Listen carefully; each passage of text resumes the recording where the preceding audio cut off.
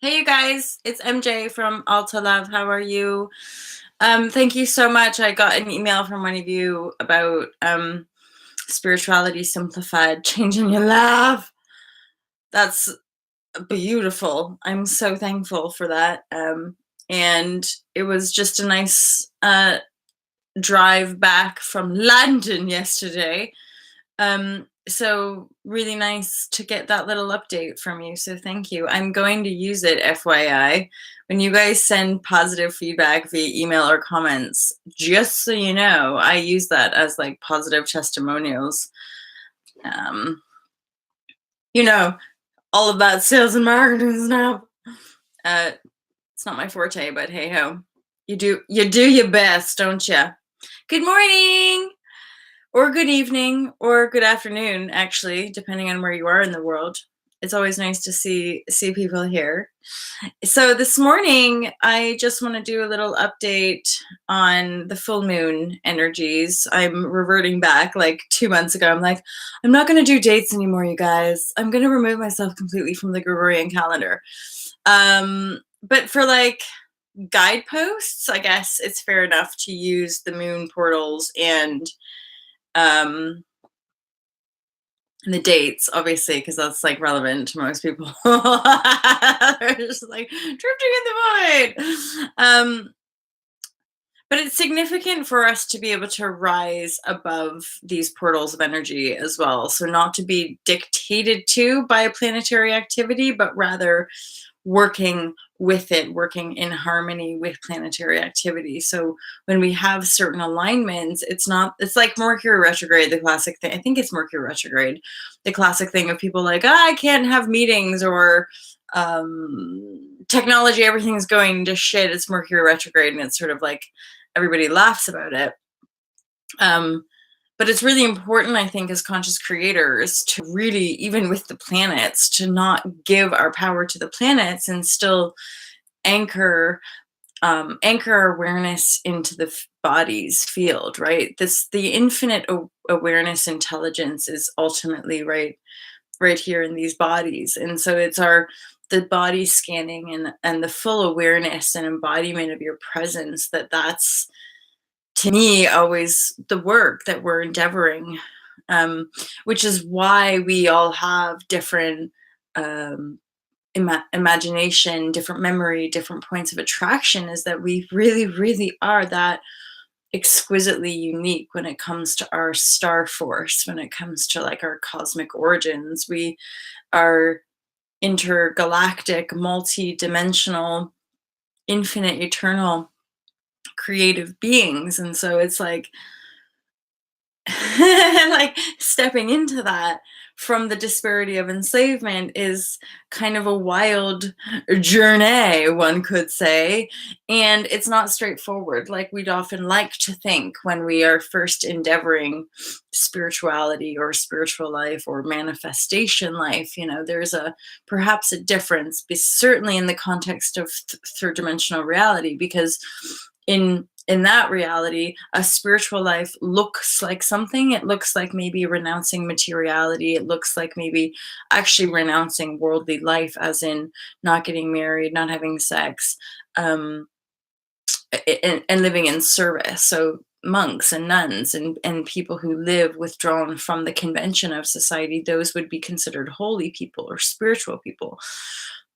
Which, okay, yeah, from that construct. But when we start evolving, and I have here us moving into a higher octave from the 12th to the 13th gate, and so we're literally shape-shifting our beingness.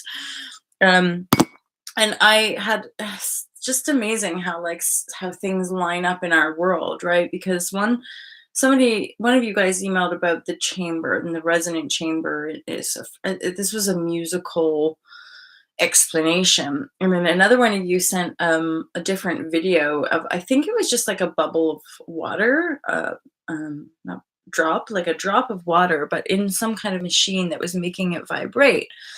And it would so it was like boom, boom, boom, say, I'm not going to be great at explaining it, but the water is going in like a 2-directional thing, depending on the frequency.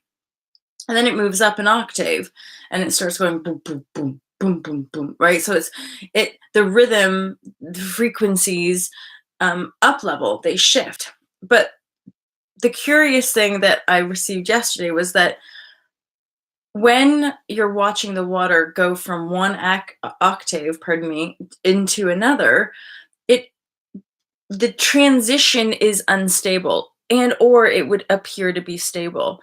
So when it's moving, say, I'm not using the right language, my apologies, but say it's moving from this just like two directional, boom, boom, boom, right before it's moving, or as it's starting to shift octave, it's like, "Ah, ooh, it's like trying to stay at two, but it's like something's happening to me."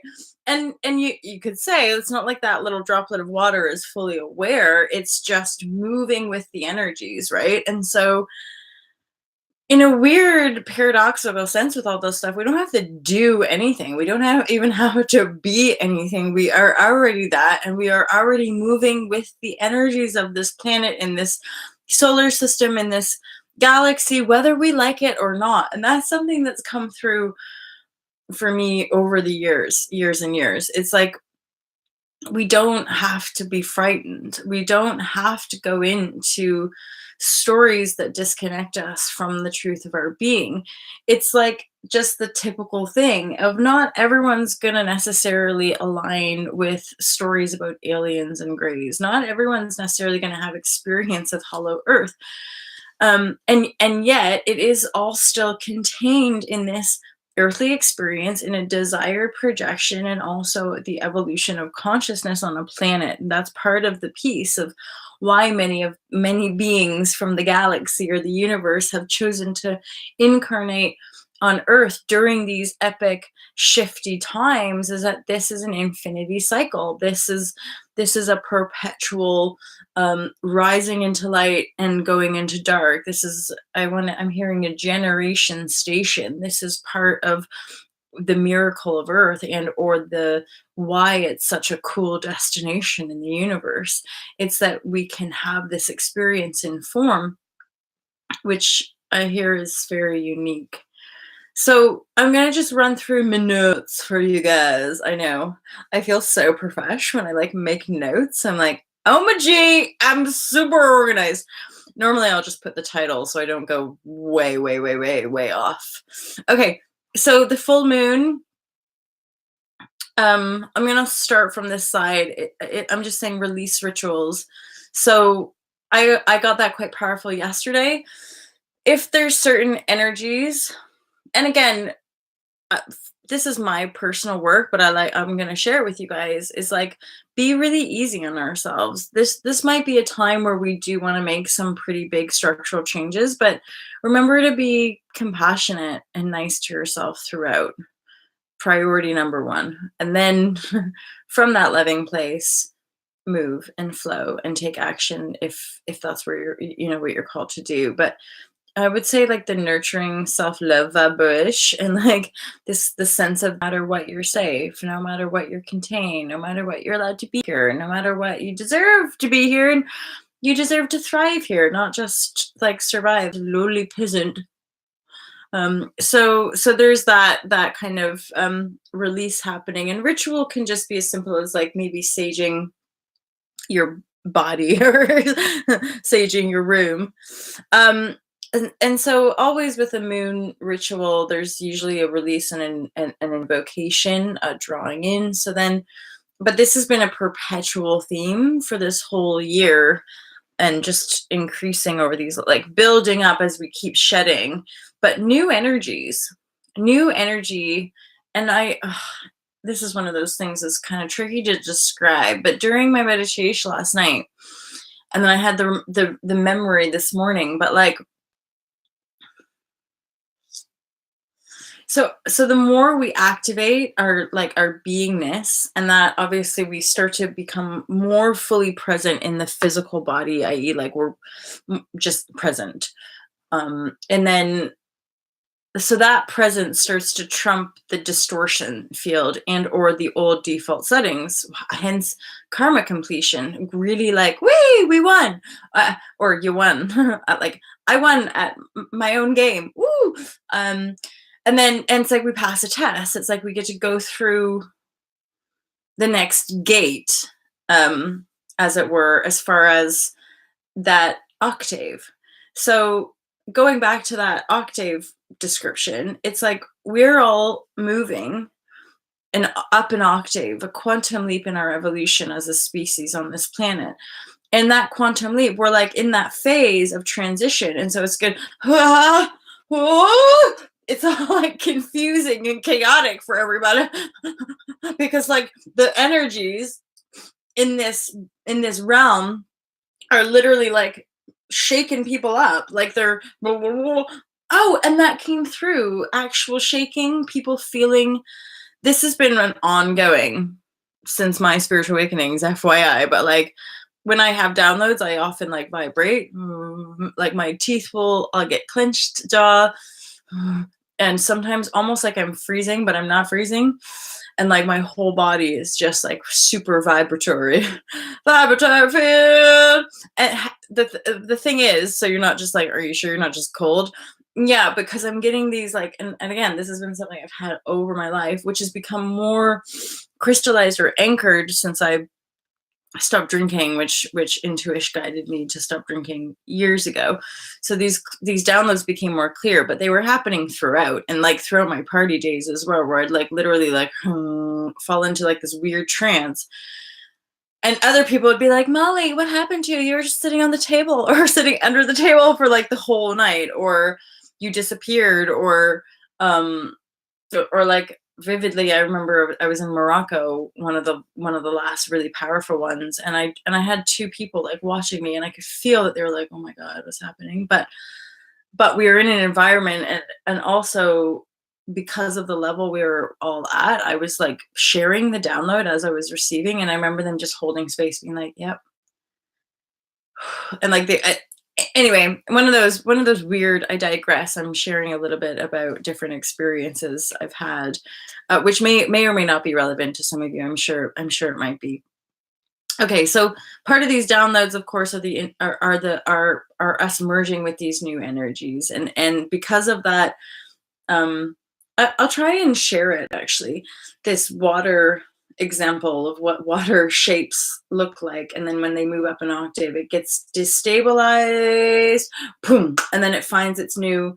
It's a perfect example. So it's this perfect rhythm, all stable, starts to shake up a bit, go up to a like say the third octave or whatever, but once it hits that third octave rhythm, it starts to stabilize again in its new pattern.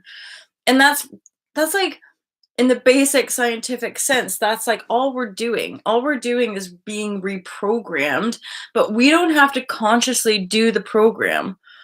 We just have to be and allow. And that's the scariest thing for humans, because it's been such a controlled and or apparently controlled environment. Like, yeah, this is life. And then slowly but surely everyone's like, wait, what is it? Is it though? I don't know. Is it live? Or are we just all robots? I'm not sure. Or aliens, right? Okay, so the new energy is fantastic. And then, yay, new energies. And then part of that swing is the fact, and props to all y'all if you res with me here, you're just living in the void a lot. And I sometimes, when I'm in that void space, like I kind of get why not everyone chooses this weird mystic path, or like the path of transpiration and manifestation, because like these void, like it's totally weird, and like it can feel really, really uncomfortable, really, really, really uncomfortable to have no idea what's happening, and then to surrender to the not knowing, and then still practice relaxing there, like as in relaxing into trust and faith in the total unknown, and without the desire to try to mentally, I know, hence that this subtlety when it comes to like manifestation and law of attraction. We are imprinting and programming ourselves, but again, it's like just lacing certain thought frequency over and over again ain't gonna shift it necessarily. There's when it comes to stuff I talk about, certainly I talk about mass global awakening and global new paradigm. So global paradigm shift. So this is global. This is, and I'm aware this all to love endeavor that I'm pioneering is fully my, I'm like, oh God. I'm like, this is my life path, right? It's not like a little side for fun biz, this is the proper mish that's been born out of my heart because of, for whatever reason, which some of you guys understand, thank God. um okay, so as uncomfortable as all of this like drifting in the void is, there is, with every little cycle, and I'm feeling them, like there can often be quite a few little cycles within one day, hence the dissolution of time and an accelerated energetic awareness feeling. It's the construct of time is closing down. So I'm now jumping into like another point. So when we endeavor and or allow ourselves to be in the void, yes, scary, yes, uncomfortable, but again, we can't really birth these new manifestations from these new perspectives in these quote unquote higher realms, have the pardon my French, to traverse the void. I kind of naturally for ourselves. We naturally have these like, I'm hearing like the ring won't pass if we're gonna just go in the void and go "Ah!" and like go back to 3D reality, then we have to keep until we stay in the void and hang out in the void and conquer our fears in the void, and then see what comes in from that space, and then admit that we don't know. Like that's like another big piece. I think sometimes from 3D perspective, it's like everybody has to know, everybody has to be an expert, everybody has to have all the answers, and I'm finding it increasingly liberating to be like, I don't know. It's so fucking awesome not knowing anything except the existence, the actual like awareness of life and awareness of like, wow, energy flow and like people and love and community and like these things that uh felt like a it felt like just a commercial advert most of my life. These sort of joyful, abundant flow, potential feelings. Literally, yeah, they felt like that's just in the TV commercials, yo. That's not real life. Except it is. However, that joyful shit ain't gonna come from buying the products that the commercial selling. So that's kind of the unraveling of the 3D matrix is un getting off the hamster wheel, realizing the hamster wheel and the shit that you're promised by being on the hamster wheel, that ain't at all what's going on. Oh, the only thing that's going on is the hamster wheel. And unfortunately, a dumbified sense of self, a dumbified human species that's running and running and running, thinking they're going to get the cheese, but actually the running is then generating all of this energy for um,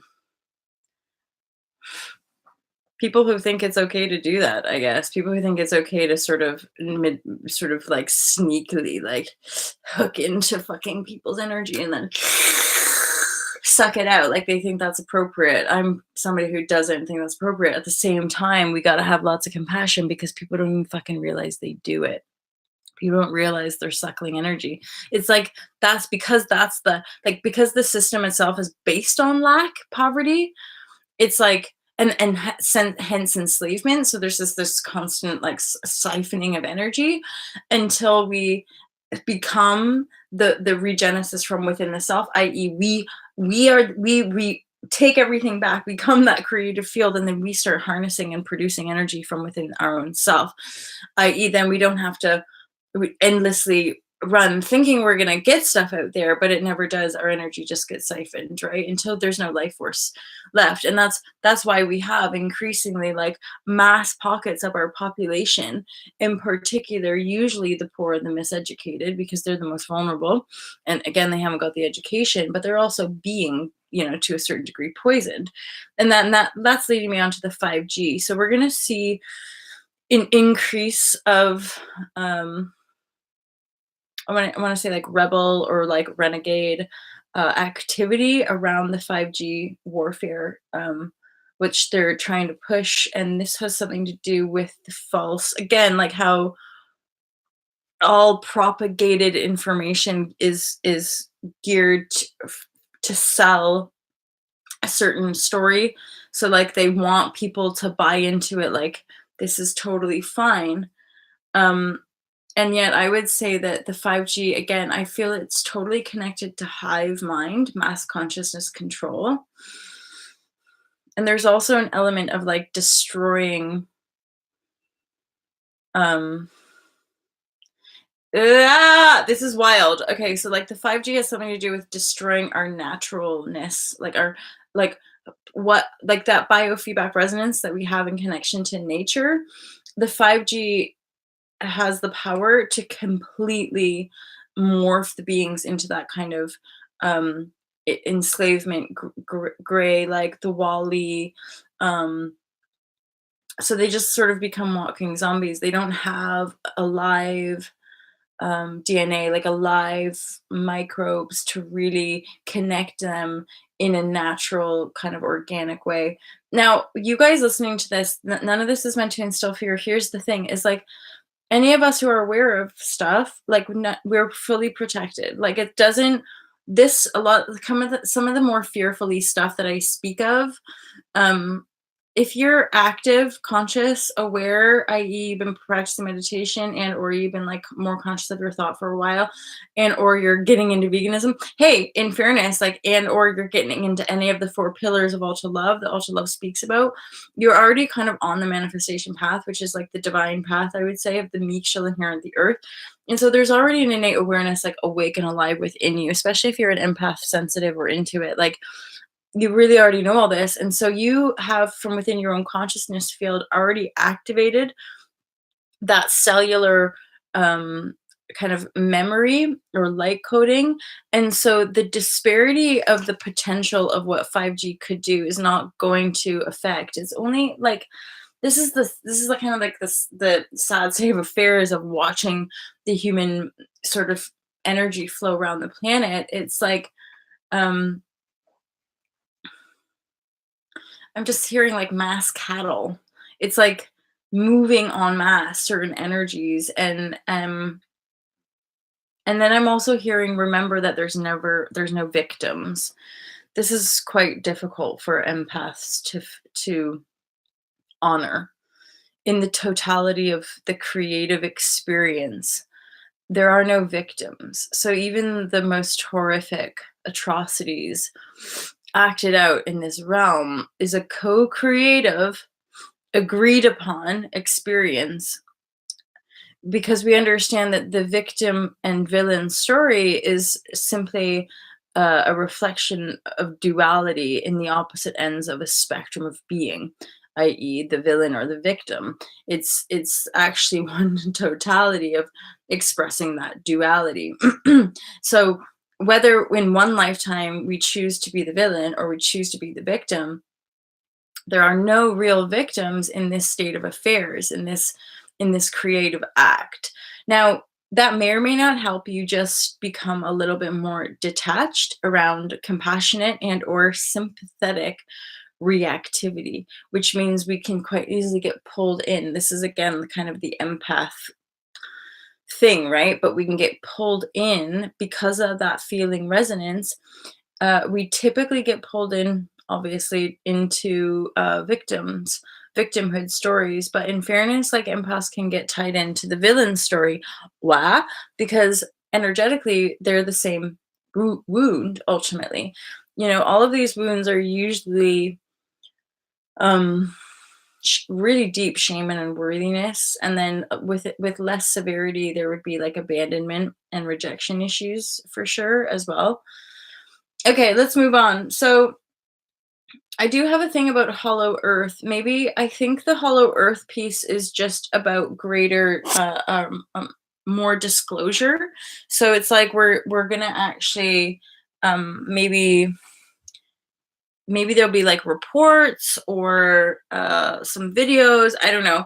Basically, it's like disclosure. So we're heading into these energies of disclosure, I guess, around alien life, but also different frequencies of creation within earth herself. So hollow earth is like becoming more relevant to people. And then yay, so all of this new energy and hanging in the void and like the end of the calendar, like what the heck does that mean, right? And then we have abundant manifestation. So this can be just miraculous kind of manifestation across the nation to raise a vibrashe, because we need a little, I don't know what else is ish, guys.